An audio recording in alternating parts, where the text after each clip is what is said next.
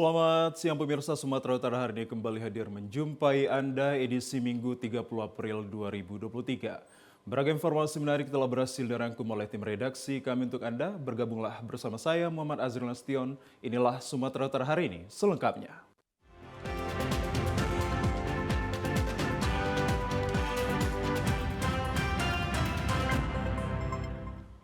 Pemirsa, di informasi yang pertama, penyidik Direktorat Reserse Kriminal Khusus Polda Sumatera Utara menyebutkan dari hasil pemeriksaan temuan gudang BBM AKBP Akhirudin Hasibuan terbukti menerima gratifikasi oleh pemilik gudang yakni PT Almira. Pasca dinaikkan statusnya oleh penyidik Direktorat Reserse Kriminal Khusus Polda Sumatera Utara terkait temuan gudang BBM jenis solar, penyidik menyimpulkan bahwa AKBP Akhirudin terbukti menerima gratifikasi oleh pemilik gudang yang diduga ilegal tersebut. Gratifikasi yang diterima AKBP Akhirudin adalah menerima sejumlah uang yang diberikan pemilik gudang. Diduga uang tersebut sebagai bentuk terima kasih pengamanan yang dilakukan oleh AKBP Akhirudin. Kepala Bidang Humas Polda Sumatera Utara Kombes Pol Hadi Wahyudi mengatakan, selain memeriksa AKBP Akhirudin, pihaknya telah memeriksa Direktur Utama dari PT Almira. Selain itu, pihaknya juga masih menghitung berapa besar nominal yang diberikan PT Almira kepada AKBP Akhirudin. Hasil pemeriksaan diketahui yang bersangkutan mengakui menerima imbalan jasa sebagai pengawas dari aktivitas gudang tersebut yang letaknya berdekatan dengan rumah AH. Sementara itu, pemirsa, Polda Sumatera Utara terus melakukan pendalaman kasus penganiayaan yang dilakukan anak AKBP Akhirudin Hasibuan. Rencananya AKBP Akhirudin Hasibuan akan menjalani sidang kode etik pada Senin esok. Kasus penganiayaan yang dilakukan oleh anak oknum polisi terhadap korbannya yang merupakan seorang mahasiswa terus didalami oleh penyidik Direktorat Reserse Kriminal Umum Polda Sumatera Utara. Hingga saat ini total jumlah saksi yang telah diperiksa berjumlah 23 orang dengan tambahan saksi yang hari ini diperiksa 6 orang dari pihak pelaku. Dalam kasus ini, AKBP Akhirudin Hasibuan dianggap melakukan pembiaran atas penganiayaan yang dilakukan oleh anaknya berinisial AH oleh korbannya seorang mahasiswa yang berinisial KA. Kepala Bidang Humas Polda Sumatera Utara Kombes Pol Hadi Wahyudi mengatakan rencananya AKBP Akhirudin Hasibuan akan menjalani sidang kode etik pada Senin esok. Pak terkait etik sidangnya kapan? Dijadwalkan hari Senin. Itu sidang kode etik. Kode etik. Sidang kode etik kapan? Senin. Pertama, Ya. baru pertama atau Pertama. Ya, Senin kan baru selesai pemeriksaan kemarin. Cukup ya? Terima kasih Pak. Ya pemirsa, sungguh miris rumah keluarga Ken Admiral yang merupakan korban penganiayaan Aditya Hasibuan, anak AKBP Akhirudin Hasibuan, diteror orang tidak dikenal. Rumah Ken dilempar kembang dan jeruk purut serta batu pada dini hari. Video amatir ini direkam dan dibagikan oleh kakak kandung Ken Admiral Dinda Syafai dalam akun Instagramnya. Terlihat dari video tersebut kembang 7 rupa berserakan di depan rumah Ken serta jeruk purut yang telah terbelah menjadi 2 bagian. Barang-barang mencurigakan ini dilempar oleh orang yang tak dikenal. Pihak keamanan komplek pun sempat mengetahui peristiwa tersebut dan meneriaki sang pelaku. Sadar akan teriakan, pelaku pun akhirnya kabur melarikan diri. Penasihat hukum keluarga Irwansyah Nasution mengatakan sebelum kejadian dia dan tim hukum lainnya yang masih berada di rumah Ken hingga pukul 1 dini hari. Kejadian diperkirakan terjadi pada pukul 3 dini hari. Tak hanya teror kembang dan jeruk purut, rumah Ken juga sempat dilempar batu oleh orang tak dikenal. Penasihat hukum mengatakan bahwa tindakan teror terhadap korban atau keluarga korban dalam satu kasus tindak pidana tak dapat dibenarkan. Namun kini kediaman keluarga korban Ken Admiral telah dijaga oleh petugas Ditkrimum Polda Sumatera Utara agar tak terjadi hal yang serupa. Sama tim lainnya jam 1 pagi baru keluar. Dan ternyata benar, jadi rumah dari ibu dari keluarga Ken yang bernama Ken itu diteror juruk purut, dilempar juruk purut, ada juga ternyata, tapi orangnya tidak dapat ya. Ada juga jam 3 pagi dari informasi yang kita terima dilempar batu. Nah, kita tidak tahu ya siapa yang melakukan itu, apalagi di teror pakai hal-hal yang mistis, juruk purut sepasang, apapun niatnya itu. Tapi yang pasti kita sampaikan sama pelaku, sudahlah, kita ini bertuhan, kita itu mengaku sama pencipta. Kita serahkan saja sama Allah Subhanahu wa Ta'ala, kita serahkan sama hukum. Pemirsa, beragam informasi menarik dan aktual lainnya akan kami hadirkan usai jeda pariwara berikut ini. Tetaplah bersama kami.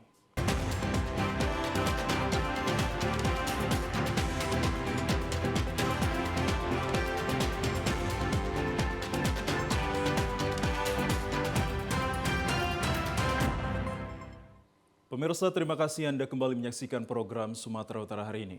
Jalur lintas Sumatera yang menghubungkan Kabupaten Tapanuli Tengah dengan kota Sibolga, tepatnya di Desa Bonandolok, amblas sedalam 15 meter setelah diguyur hujan deras. Saat ini arus balik pemudik terpaksa dialihkan ke jalur alternatif.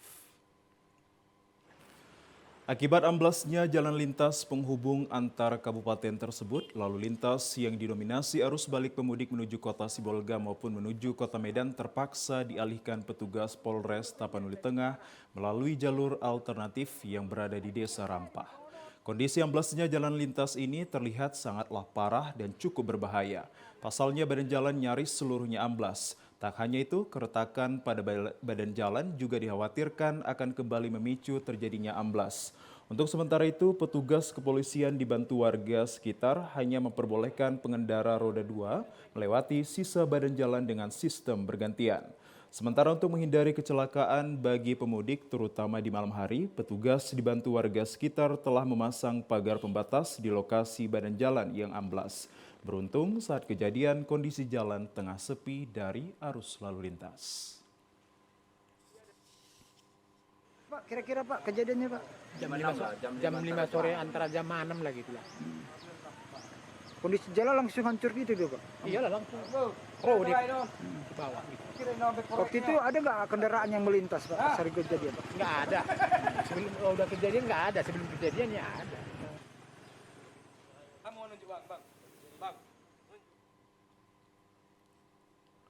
Pemirsa, kami ajak Anda ke informasi lainnya. Memasuki hari ke-6 Idul Fitri 1444 Hijriah. Arus mudik balik di Jalin Sum, Kabupaten Labuhan Batu Utara mengalami padat merayap karena banyaknya warga yang mendatangi tempat keramaian dan juga hiburan.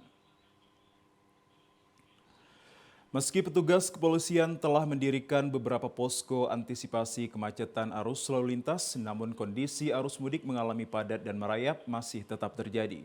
Kejadian tersebut karena ramainya jumlah kendaraan arus balik yang melintas setelah merayakan Idul Fitri di kampung halaman bersama keluarga. Seperti di Jalan Lintas Sumatera Kotai Kanopan dan Kelurahan Gunting Saga, Kabupaten Labura, kondisi arus lalu lintas di lokasi ini terlihat padat merayap hingga mengalami kemacetan panjang kendaraan. Kemacetan arus lalu lintas ini juga dipicu oleh ramainya jumlah pengunjung yang mendatangi tempat hiburan yang lokasinya berdekatan dengan Jalin Sum. Menurut salah seorang pengendara mengaku sangat lelah dikarenakan kemacetan arus lalu lintas yang berkepanjangan terjadi di saat memasuki Jalin Sum, Kota Aikanopan. Gimana perasaannya Pak? Wah, capek, macet. Macet ya? Ya, ya. Mulai dari mana nih Pak? Dari Kota Kanopan tadi. Kanopan ya? Ya, ya. Kapolsek Kuala Ibtu Gulam Yanuar Lufti menjelaskan terkait situasi arus lalu lintas di Jalin Sum Jembatan Gunting Saga terpantau ramai lancar. Meski di lokasi jembatan ini sedang digelar kegiatan tahunan Hari Gembira Idul Fitri. Gunting Saga bertepatan dengan kegiatan Hajab. Kegiatan Hajab ini merupakan kegiatan tahunan, yaitu kegiatan kemasyarakatan atau adat, di mana arus lalu lintas hari ini terpantau ramai lancar. Kami dari Polres Labuhan Batu menerjunkan sekitar 100 personel yang di-backup oleh dari personel jajaran dari Polda Sumatera Utara. Sementara itu pemirsa, untuk menghindari kemacetan yang lebih parah, aparat kepolisian terpaksa bekerja keras mengatur arus lalu lintas dan memasang pembatas jalan. Pemirsa, di informasi lainnya, hari ke-8 arus balik Jalin Sum Altileri Tebing Tinggi pada malam hari, tepatnya di Simpang Beo dan pos pelayanan Polres Tebing Tinggi masih tampak ramai dan juga lancar. Di hari ke-8, situasi arus balik mudik lebaran 1444 Hijriah yang melintas di persimpangan Beo tepat di pos pelayanan Polres Tebing Tinggi masih relatif ramai dan juga lancar. Sejumlah pemudik yang datang dari arah Pematang Siantar dan Batubara sekitarnya melintas di Simpang Beo. Begitu juga kendaraan yang datang dari arah Medan menuju kota Pematang Siantar dan Batubara relatif ramai lancar. Kasat Lantas Polres Tebing Tinggi AKP Doraria Simajuntak mengatakan saat ini sejumlah personil ditempatkan pada titik rawan kemacetan. Begitu juga di pos Jalan Tol Batubara dan Simalungun, petugas tetap siaga hingga malam hari. Sementara itu, lonjakan kendaraan roda 2 didominasi para remaja yang datang dari arah Medan menuju objek wisata Parapat, terus mengalami kenaikan. Hal ini sudah biasa terjadi ketika di hari terakhir libur Lebaran. Namun lonjakan tersebut tidak sampai menyebabkan kemacetan arus lalu lintas.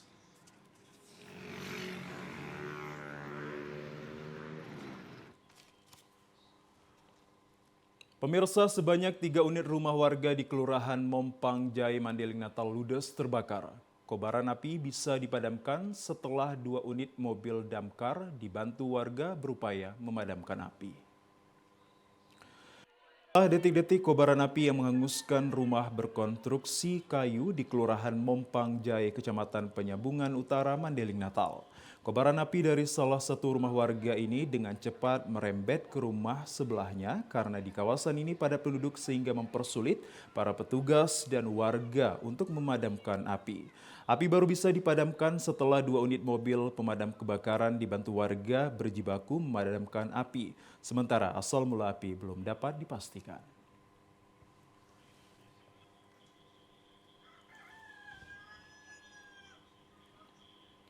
Benar sudah terjadi kebakaran di Kelurahan Mompang Jaya RW 5 tadi pagi kira-kira pukul 5 terjadinya. Untuk jumlah korban sendiri, Bang? Mudah-mudahan jumlah korban nggak ada, cuman kerugian material aja yang ada. Kronologi kejadiannya seperti apa, Bang? Kronologinya mungkin masih pagi, warga tidak tahu. Jadi masih dalam penyelidikan lah, Bang, ya? Penyelidikan. Sementara itu tidak ada korban jiwa dalam peristiwa tersebut dan korban sudah mengungsi ke rumah kerabatnya. Aparat kepolisian telah melakukan identifikasi terkait penyebab kebakaran. Pemirsa, pasca disambar petir 8 orang pedagang dan pengunjung wisata alam Penyadangan Kabupaten Labuhan Batu Selatan dirawat di puskesmas terdekat. Terlihat dalam video amatir tampak suasana korban saat dirawat di puskesmas pasca kejadian sambaran petir pada hari Kamis sore di objek wisata Pendayangan Dusun Aik Salingsing, Desa Ulumahuam, Kecamatan Silangkitang. Satu orang korban bernama Alun berusia 21 tahun meninggal dunia di lokasi kejadian dan 7 lagi korban mengalami luka-luka. Peristiwa naas tersebut terjadi di saat turun hujan di mana korban sedang mengalirkan air yang ada di atas tenda warung dengan menggunakan sebatang kayu. Namun tiba-tiba petir menyambar ke warung lalu mengenai korban sehingga terpental sejauh 1 meter hingga mengembuskan napas terakhir di tempat kejadian. Abang korban Solatul Hasibuan mengakui adiknya menjadi korban saat kejadian. Sekitar jam 3 sore, tiba-tiba kami nggak tahu kejadian ini. Tiba-tiba hujan gerimis datang, petir nyambar ke pondok kami, posko kami lah perjualan kan. Ini sekitar 7 orang yang kena, 1 meninggal adik saya, abang saya lagi krisis, istri saya pun masih krisis, yang 4 lagi orang pendatang, maksudnya orang pengunjung di lokasi kami itu. Kanit Reskrim Polsek Silangkitang Ibtu Sigiro membenarkan kejadian tersebut terjadi pada hari Kamis karena hujan deras pada sore hari dan terdengar suara petir menghantam pohon kelapa sawit serta warung warga. Ini yang bermain ataupun bermandi di aliran sungai semuanya naik ke darat karena sudah hujan dan disambut dengan petir kecil-kecilan gitu. Jadi pada ngumpul-ngumpul lah semua naik ke atas.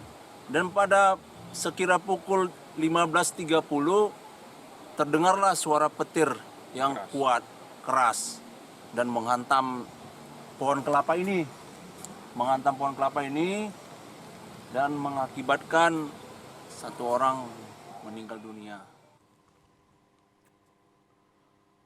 Pemirsa, informasi lainnya masih dapat Anda ikuti setelah iklan yang satu ini. Tetaplah bersama kami.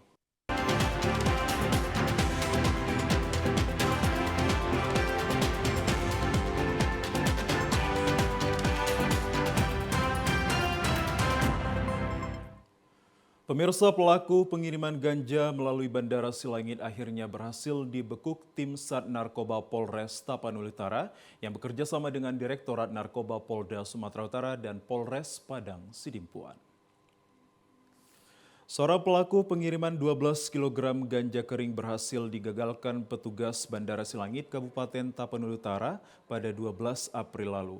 Rencananya ganja tersebut akan dikirim ke Depok melalui jalur udara. Pelaku pengirim ganja yang berinisial AM berhasil ditangkap setelah beberapa minggu dilakukan pengejaran dari Kota Padang Sidimpuan. Sebelumnya, pengakuan pengiriman narkotika tersebut digagalkan petugas Bandara Angkasa Pura II di Terminal Kargo Bandara Silangit saat 3 buah kardus berisikan ganja melewati mesin X-ray.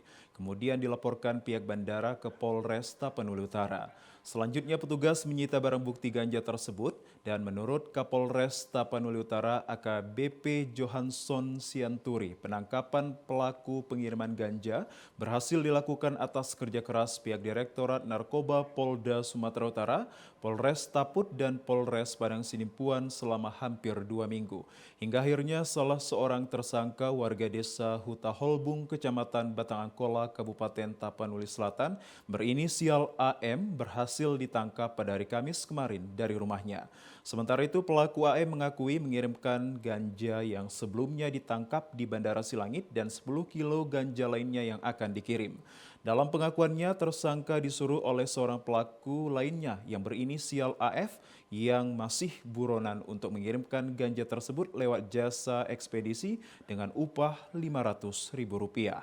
Untuk pengembangan kasus ini, saat ini salah seorang pelaku telah ditahan dan Mapolres Taput guna pemeriksaan lebih lanjut. Sementara itu, seorang pelaku masih dalam pengejaran pihak kepolisian.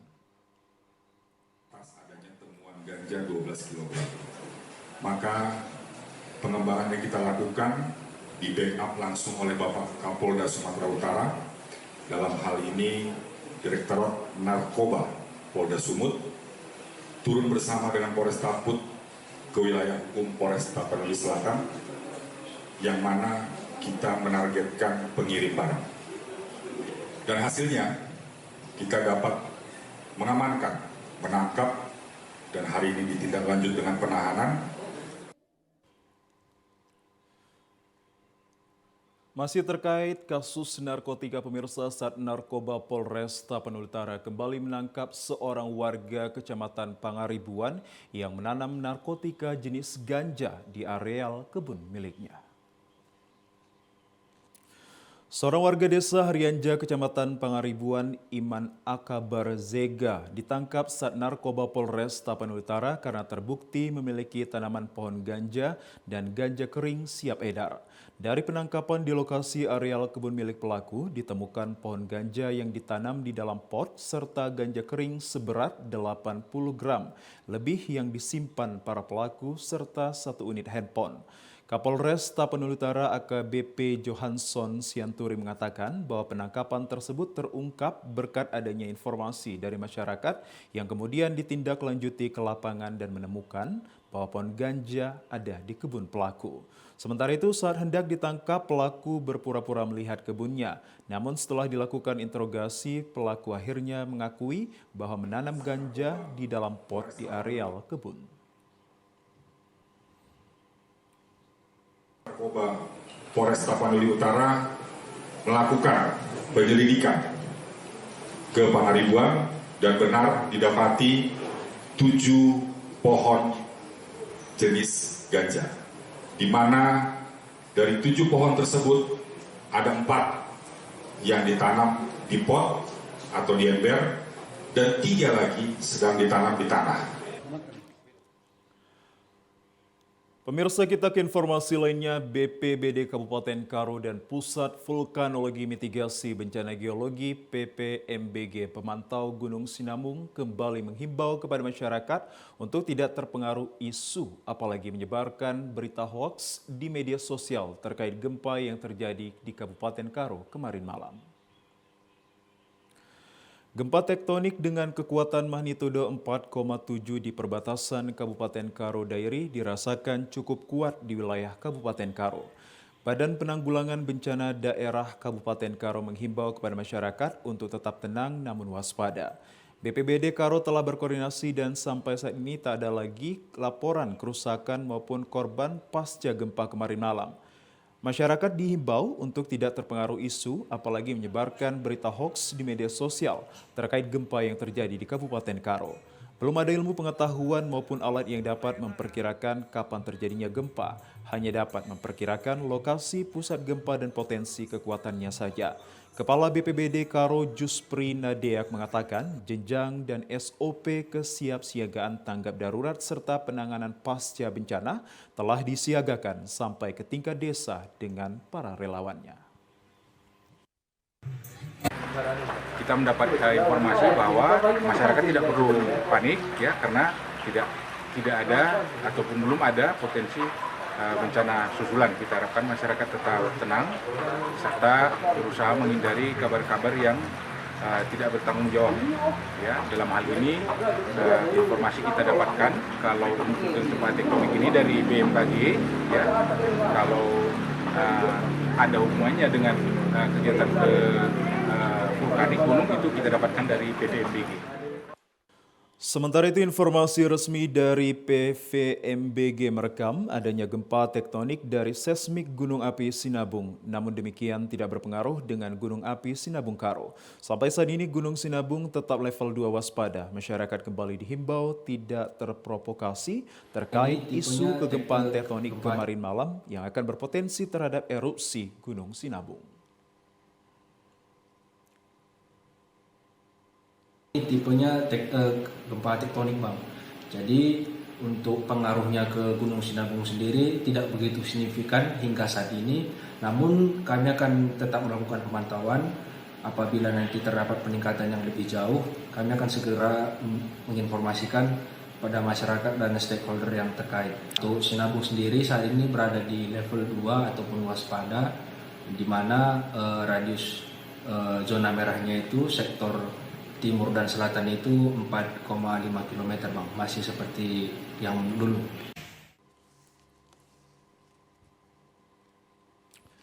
Pemirsa, komitmen dalam memakmurkan Masjid Pangdam 1 Bukit Barisan melakukan safari subuh di Masjid Al-Ikhlas, Desa Tuntungan.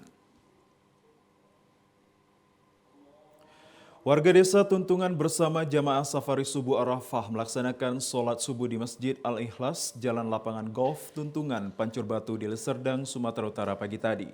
Kegiatan safari subuh Arafah bersama Pangdam 1 Bukit Barisan ini merupakan wujud nyata komitmen dalam memakmurkan masjid dengan sholat subuh berjamaah.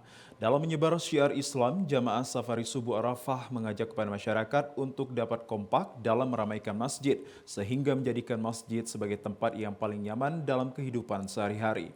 Dalam kesepakatan tersebut, tim safari subuh Arafah menyerahkan sandal dan kotak infak yang didesain tanpa kunci ataupun gempok.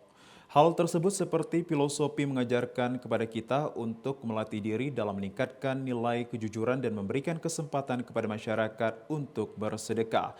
Hal tersebut juga sebagai program menciptakan lingkungan masjid aman, tentram, dan makmur. Ustadz Mayor Infanteri Haji Jalaluddin Dalimunte menyampaikan dalam menciptakan kemakmuran masjid dan lingkungan, masyarakat harus kompak dalam melaksanakan sholat subuh. Kegiatan ini adalah kebutuhan kita.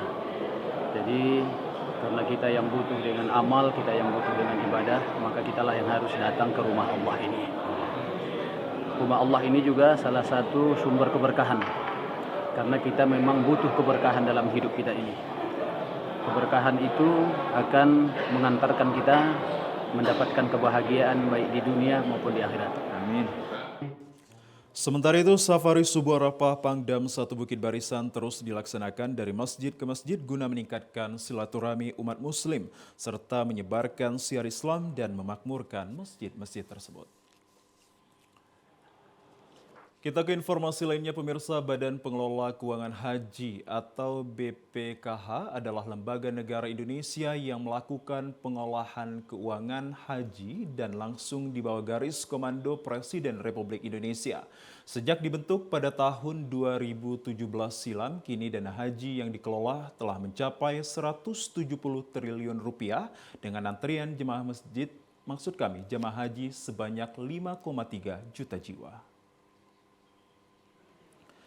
Hal tersebut disampaikan Dewan Pengawas BPKH Amri Yusri kemarin malam. Amri Yusri mengajak para kader dan seluruh organisasi Islam untuk monitoring, bersinergitas dan mengambil peran penting dalam mengawal dana titipan umat khususnya haji setiap tahunnya yang bisa menjadi lebih baik dan transparan pula. Sejak tahun 2017 Presiden Republik Indonesia mempercayakan pengelolaan dana haji kepada BPKH, sedangkan untuk pelaksanaan haji masih tetap ditangani oleh Kementerian Agama. Membeludaknya para jemaah yang ingin melakukan rukun Islam kelima ini mengakibatkan dana yang telah disetor para jemaah harus dikelola dengan baik dan transparan.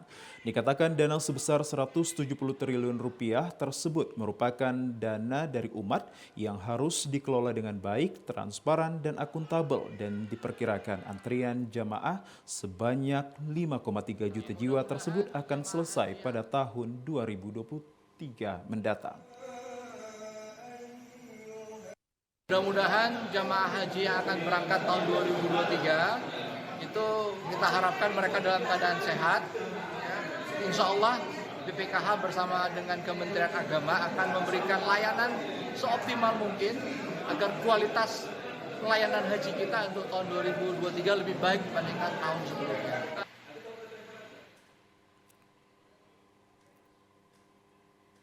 Pemirsa, informasi dari Kabupaten Deli Serdang akan kami hadirkan ke hadapan Anda usai jeda pariwara berikut ini. Tetaplah bersama kami.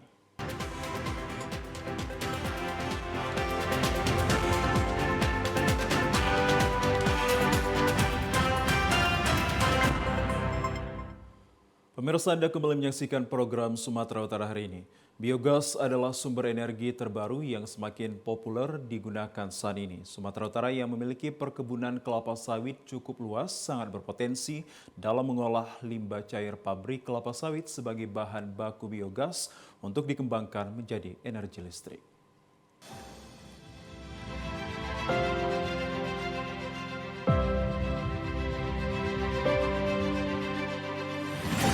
Berdasarkan data dari Dinas Pertanian Sumatera Utara tahun 2020, luas lahan perkebunan kelapa sawit di Sumatera Utara sekitar 1,4 juta hektar. Bila dioptimalkan, limbah kelapa sawit ini akan memberikan dampak besar bagi pendapatan daerah dengan mengolahnya menjadi biogas sumber energi terbarukan.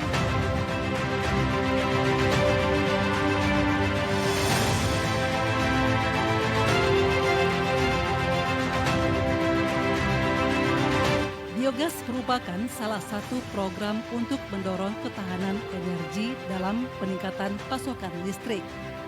Pengembangan energi alternatif biogas di Sumatera Utara salah satunya dilakukan oleh PT PN2 sejak Januari 2020. Pengembangan energi alternatif di luar panas bumi yaitu energi terbarukan berbasis palm oil meal effluent atau POM yang berasal dari limbah cair pabrik kelapa sawit.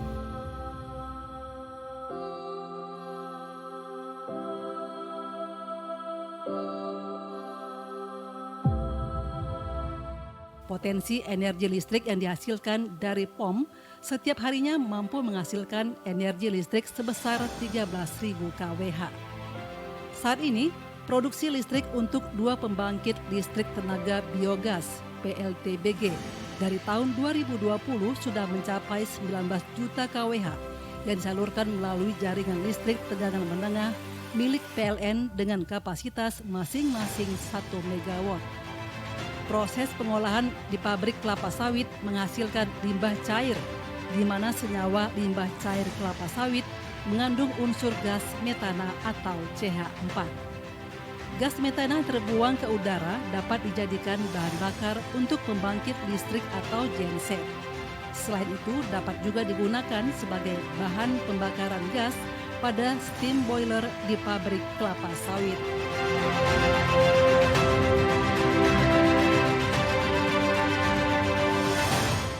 Staf Teknik PT PN2 Evander Hasibuan menjelaskan, beberapa keuntungan pemanfaatan teknologi biogas adalah pengurangan potensi pencemaran lingkungan, pengurangan emisi gas rumah kaca, dan diperolehnya sumber energi terbarukan sebagai alternatif dari energi fosil.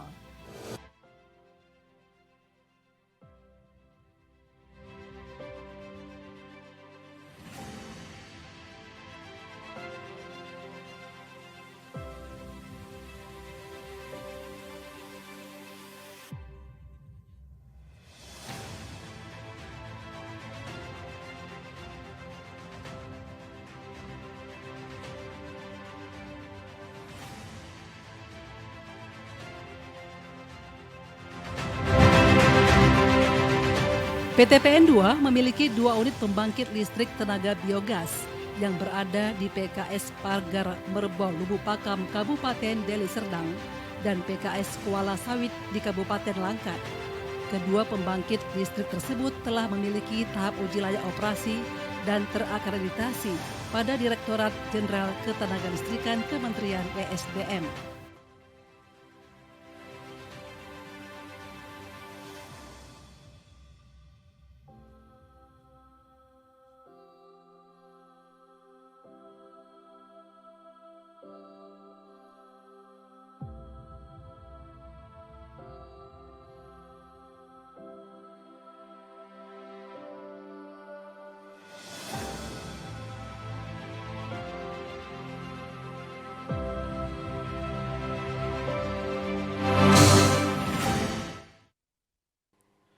Ya, pemirsa, informasi terkait sosok pelindung sang predator tadi sekaligus menutup perjumpaan kita dalam program Sumatera Utara hari ini. Kami ucapkan terima kasih atas kebersamaan dan juga perhatian Anda. Saya Muhammad Azrul Nasution, mewakili seluruh kerabat kerja yang bertugas pamit undur diri dari hadapan Anda. Selamat siang, sampai jumpa.